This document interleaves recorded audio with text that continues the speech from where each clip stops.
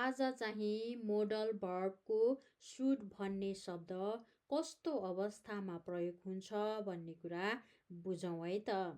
Number 1, कर्तव्य वा जिम्मेवारीको कुरा गर्दाखेरि सुड प्रयोग हुन्छ।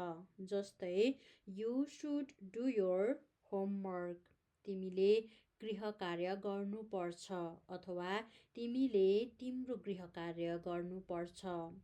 अर्को, we should be responsible citizens, हामी सचेत नागरिक बन्नुपर्छ।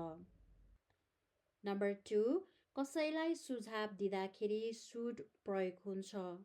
You should drink more water, तिमीले धेरै पानी पिउनुपर्छ। You should read this book, तिमीले यो किताब पढ्नुपर्छ। नम्बर 3, अपेक्षाको कुरा गर्दाखेरि सुड प्रयोग हुन्छ। जस्तै ही should have arrived by now, ऊ अहिलेसम्म आइपुग्नु पर्ने हो।